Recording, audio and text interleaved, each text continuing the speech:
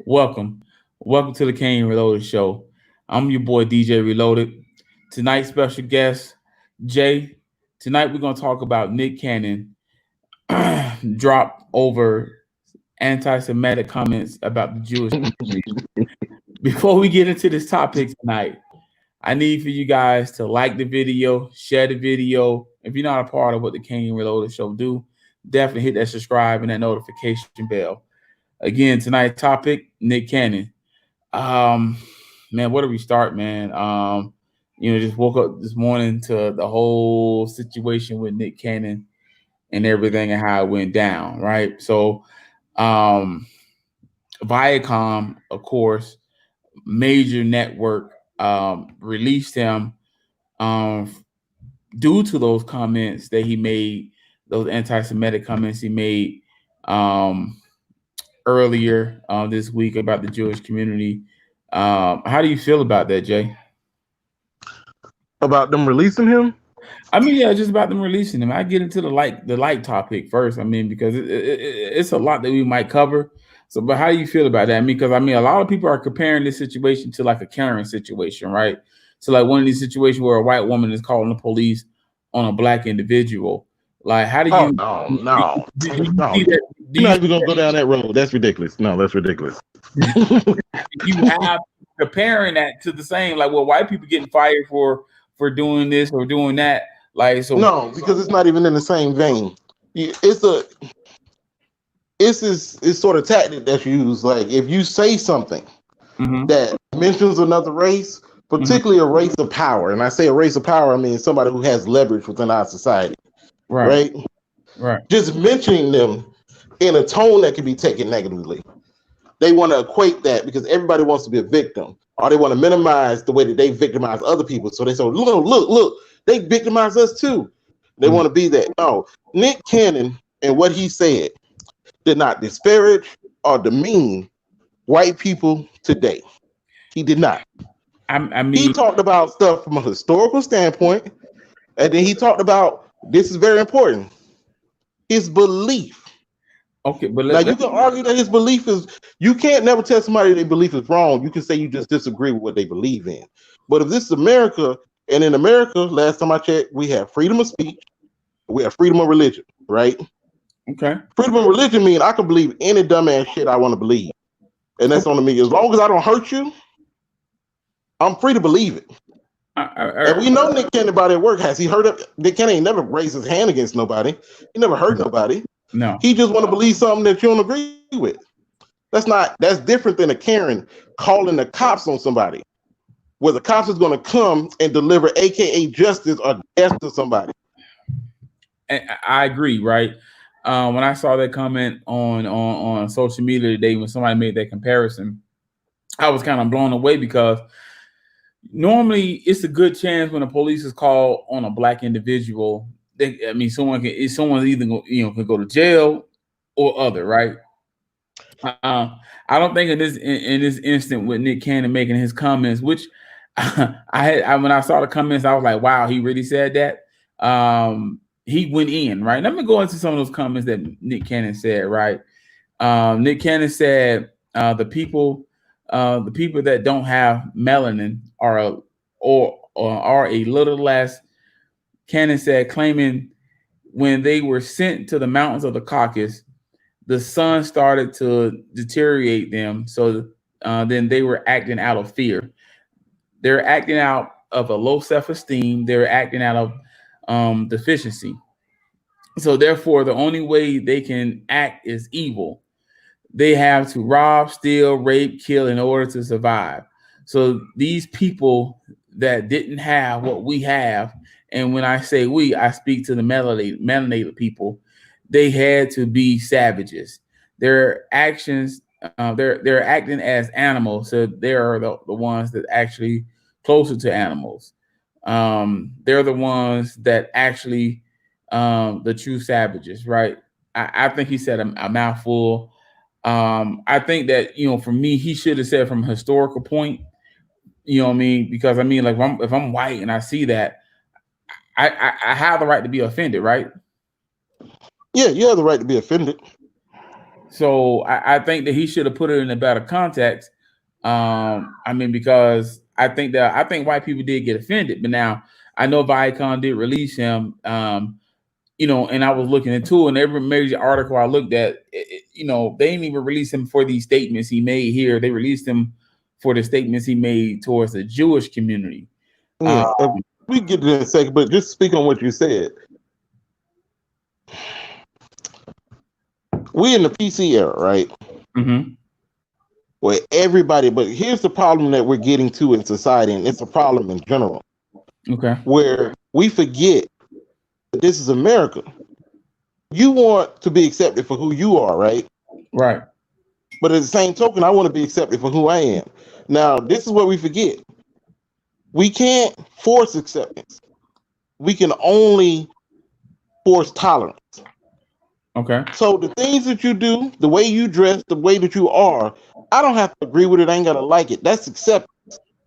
I just tolerate it. Tolerate it means that I tolerate it. Means that I'm not going to do anything to act against you for dressing a certain way, for talking a certain way, for being a certain way. As long as you don't force your beliefs on me and disparage me in any kind of negative way. That's really what the American ideal is. But today we want people to accept us. And if they don't accept us, then we try to force judgment on them. We try to demean and hurt their way of life. We go, oh, you can't live because you don't do what I want you to do or think the way I want you to think. That's wrong. Nick Cannon said what he said. I don't agree with it, but that's his belief. He ain't got to justify nothing. He was on his platform and he said his belief. If you didn't like what he said, turn off his platform. I agree. But I mean, in this day and era in this day and age that we live in now, at work, your platform, whatever, if you put something out there and someone's offended, it's gonna come back to you. And it came back to Nick, right? And this is for like all, and I make this statement towards all entertainers, right? Nick Cannon had a show on Viacom, Wild 'N Out, and he was released from it, right? Based off the comments he made that we're going to get into. But I like to say this here, right? Well, I got to correct you on that. He wasn't released off the show. They pulled the show because Nick Cannon owns that show. They're going to have to pay that man still. He wasn't an employee of Viacom. He was a partner with Viacom. Right. But so when he said his statements, he represented himself. And Viacom didn't want to be partnered with him in what he was representing. But they still got to pay him. Well, he don't notice that Fox didn't pull their show. Well, they're looking into it as far as they looked into how much they got to pay that man because he owned that show too.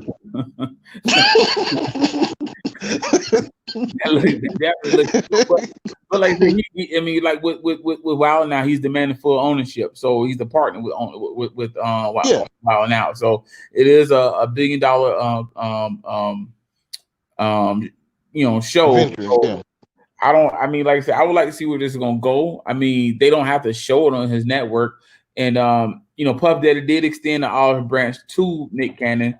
Puff Daddy let him know we got your back and love you and want you to have and love you and want you what you have done for the culture. We are for our people first, for us, by us, let's go. So Puff Daddy did extend him a olive branch for Nick Cannon to bring his show to Revolt. So now this is something too that I think is important if we're gonna talk about Nick Cannon.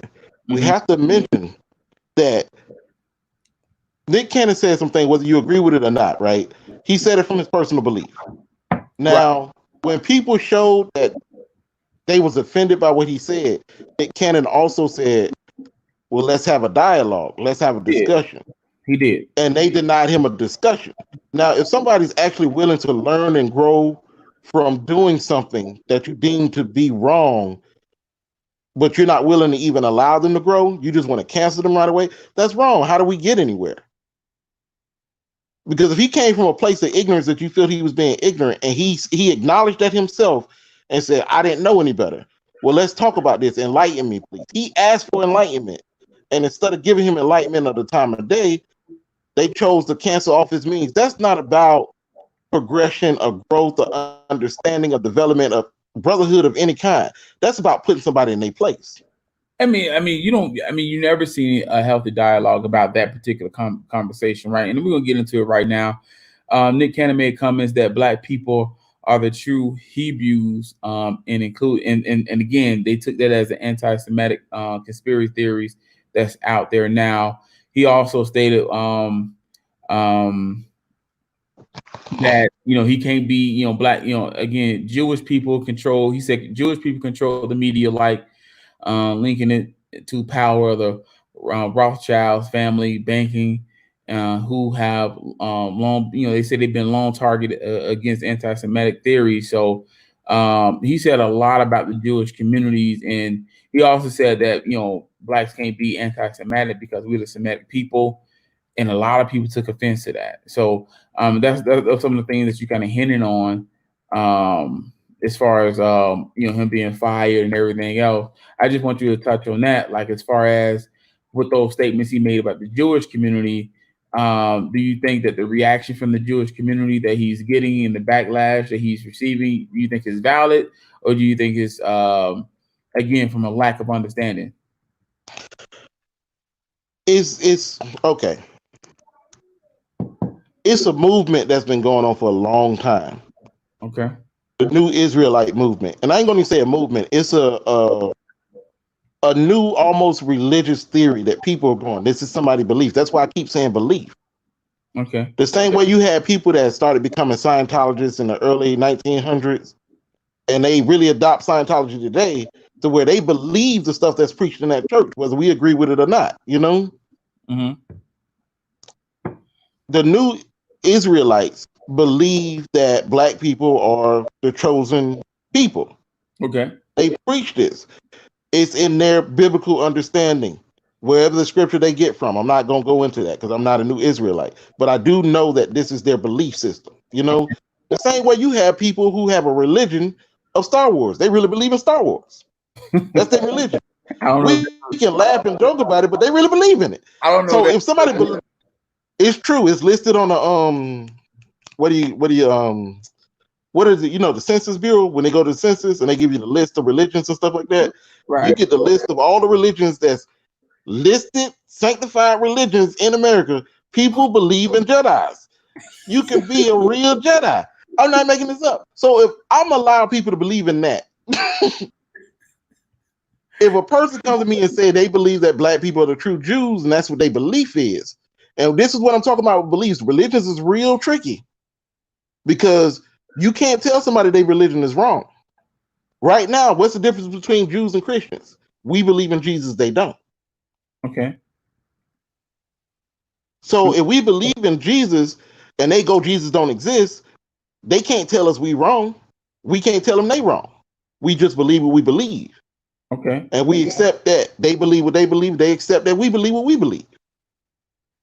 There's no difference between the black Israelites believing that black people are the true Jew. That's their belief. You can't judge somebody off their belief. You can disagree with it, but you can't judge it. That's their real religion. Right. So basically, because I know Deshaun Jackson got in trouble. Because it's a movement. A lot of black people are believing in this stuff, and you're starting to see it with the celebrities more. It's not just them. You're talking about Colin Kaepernick and people like these are people that are starting to read these ideologies that's coming up in this movement, and they're starting to adopt this stuff. So, of course, the same way you started seeing celebrities become Scientologists, you're going to start seeing celebrities sort of adopt this new, Israelite ideology. But even before this ideology popped up, right? From when I was a kid, right, or what we say down south, a jit. I was told by my elders that we are the true people of God, right? The true, since sons and daughters of God. Well, you can't say that. You kind of know this new Israelite stuff started in Miami, right? but this is what I have heard, right? And there's even like they take you to scriptures and stuff like that. So like I said, that's I was brought up with that understanding too. and about the converts and stuff like that. My question is, what's so wrong about having a healthy dialogue, right? Even if like again, Nick Cannon said he want to have a dialogue with rabbis and stuff like that. Bring him on his show, the Cannon class, and have an open conversation about this, right? So what's wrong about having? And this is my problem. This is my issue, right, with the world, right? I talk to a lot of different people of ethnicity, and I allow them to speak freely because I want to understand the next person, right?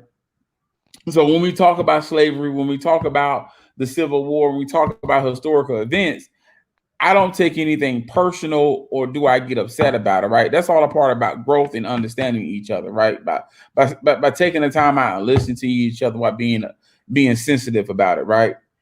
I would like to have a conversation with a Jewish individual to help me educate, help educate me, and I can, throw my points and references and see, what happens and have an open dialogue about it. I don't see anything wrong with that.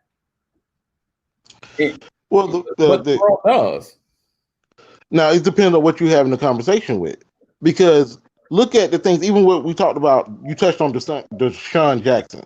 Okay. With Deshaun Jackson, it came out and they was like, "Oh, Deshaun being he asked for verification of a document that came from Hitler, right? Right.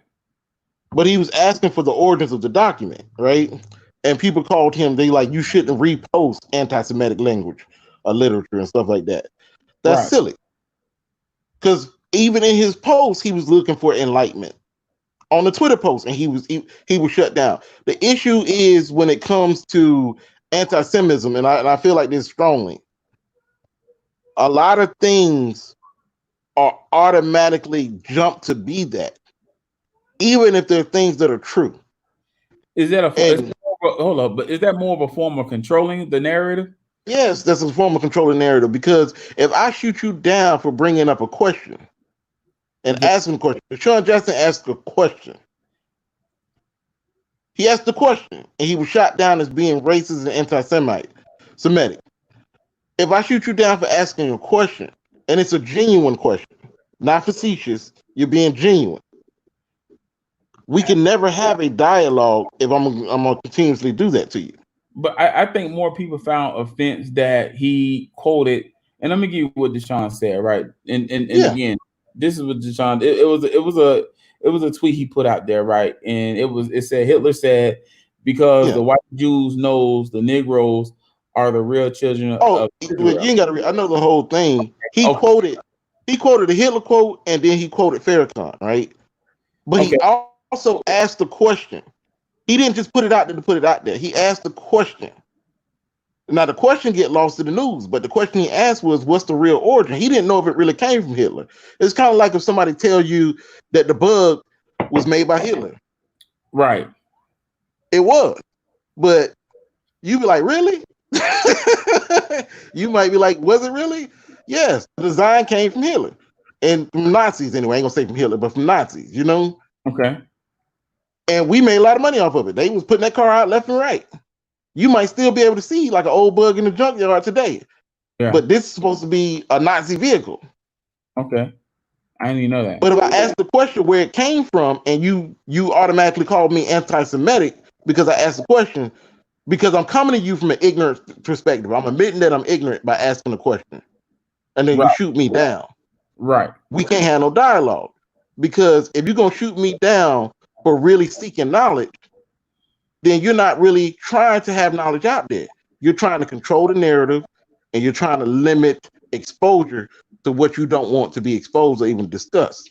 I mean, you saying expose. I mean, are you saying that if a healthy dialogue was to have happened, do you imagine some exposure to the truth will come out?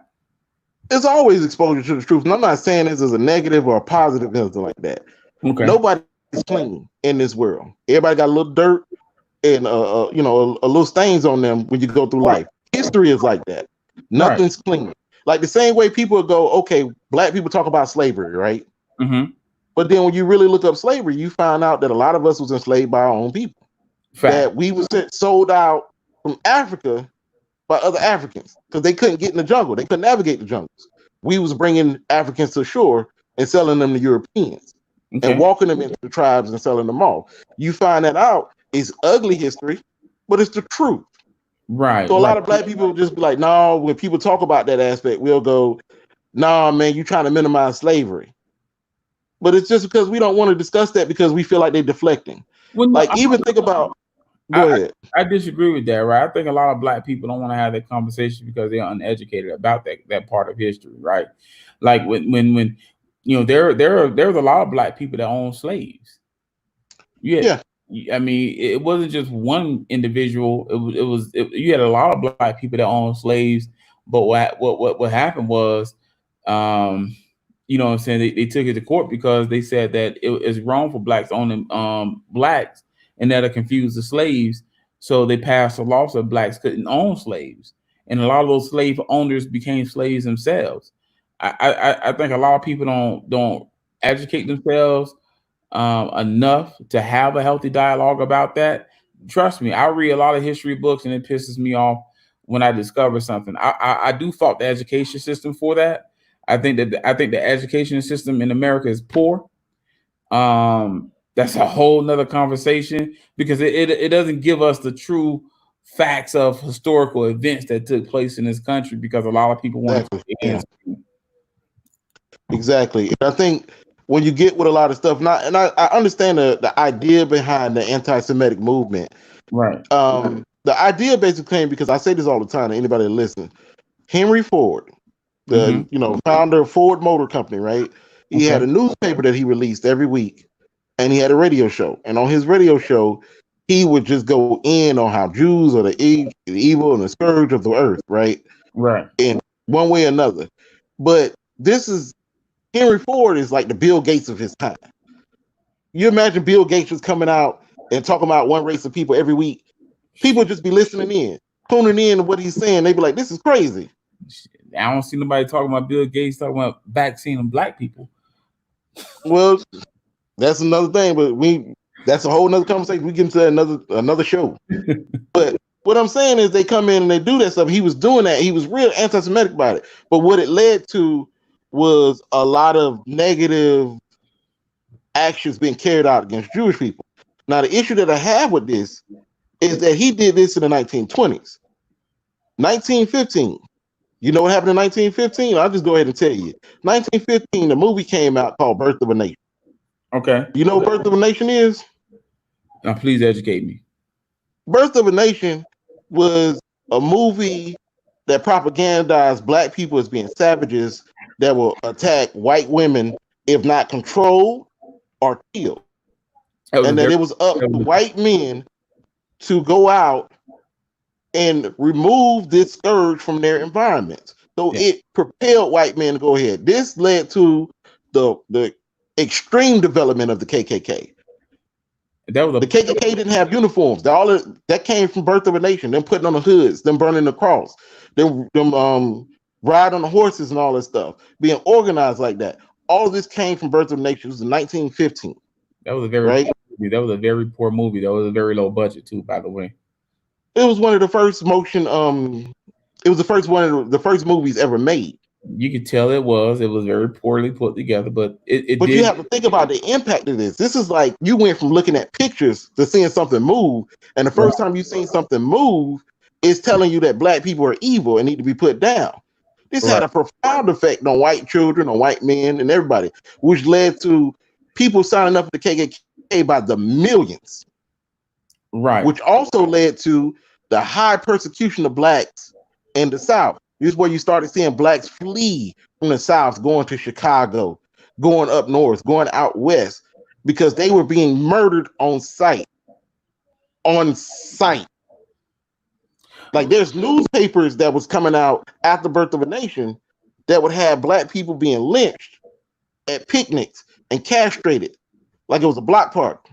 Mm. It was so common, it was so ritualistic, and it happened so often. Mm. What I'm saying is that's the effect of what propaganda can do, and I understand Right. that. So when Henry Ford started saying his anti-Semitism stuff, Jewish people started getting a lot of backlash too. This is also what began Hollywood, which was in New York, banning Jews from being in the movies. Mm. Also, Hitler in his journal wrote that he persecuted Jews due to his inspiration and knowledge that he acquired from Henry Ford. Mm. So you understand what propaganda can do, and I understand that they're saying how strong they like. Well, we can't allow anti-Semitism because it can lead to the Holocaust. It did, Right. but you can't accuse everybody of being anti-Semitic if they're trying to seek knowledge Right. on Right. situations. Like, not everything is negative. Like the whole idea of Jews owning the banks, that's a fact. J.P. Morgan, the Federal Reserve, all of these banks, IMF, all of these banks were founded by Jews. When he said Jews own the media, go look at Hollywood. There isn't one company, one major network other than Fox that wasn't founded by a Jewish person, and Walt Disney. And Walt Disney hated Jews as well. Mm. You know what I mean? But if you control that, and Hollywood, in fact, Hollywood was developed because they was kicked out of New York, and the Jews went to Hollywood to develop their own media studio. That was the purpose of what it did. So the fact, if you say Jews control media and media birthed from Hollywood, and y'all created Hollywood because you was expelled from New York, then you control media. That's not a negative, that's a fact. And it doesn't even disparage Jewish people. It just sort of explains where they at in society. Mm. If I I want to mean, I, make a movie, I have to go through a Jewish studio. I mean, I definitely know where they are in society. They definitely on top of the food chain, and I don't say it as in a bad way, right? I don't. I Yeah, mean, it's not a bad thing. It's just a fact, right? right? It is. I don't look at it. I don't look at Jews, the Jewish community, as negative people. I mean, they move as a unit, and they put themselves in a position to where they are today. Like if I said it's a lot of black people in ghettos, I'm That's a not speaking negatively on black people. It's just the fact. That's how America was designed. It's a hard truth that we might not like, but it's just the truth. fact. Fact. It's just So a fact. I mean, like I said again, I mean, I just think that everybody nowadays is sensitive to real conversation, and it's hard to get through to anybody in today's society because someone's gonna be offended. You're gonna be a racist. You're gonna be a bigot. You're gonna be a coon, or whatever. I think that the best thing that people could do to educate themselves is pick up a book, ask questions. You know, you walk around. We walk around with a computer in our hand, literally every day. Mhm. Google information. I mean, I buy Audible books. I'm subscribed to it. I'm trying to get away from it because I like paperback books. Something I can physically hold better than the Audible books. But say again, there's many ways you can educate yourself on a lot of this stuff that we touched on. And again, I don't look at historical facts as bigotry, racist. It's history. It's something that happened. It's nothing wrong with addressing history as long as it's facts. You can't argue that. And I think that enough. We are in a more of a bully society because nowadays you say anything on social media, you're gonna be persecuted. You're gonna be whatever they want you to be at that very moment. And that's a sad place that where we're headed in this society. I want to thank you for coming on tonight, Jay. I think that everything we touched on was wonderful. And again, I mean, like you already know, man, it's always a blessing when you grace the King and the Reloaded show with the knowledge, the facts. Because I mean, you have a lot to say and a lot to contribute to any conversation. So I thank you, brother. I mean, I'm happy to be on. I mean, I love the show. Man, I mean, my boy Kane, he out tonight. He'll be back soon, shortly. I know y'all miss him. I know y'all want to hear that smooth voice of his, but he definitely be back. Like I said again, this is the Kane Reloaded show. People, hit that like button, subscribe, share the video, let your friends and family know what we do here at the Kane Reloaded show. bring good, exciting conversation. We are going to try to do a call-in show. We're going to try to get that together so people can call in and ask questions rather than message us. It's going to add something different, a different dynamic to the show. We appreciate everybody for tuning in tonight. Again, Jay, it's always a blessing when you come on, and thank you again, my brother. Thank you for having me. Peace and love, fam. Peace and love.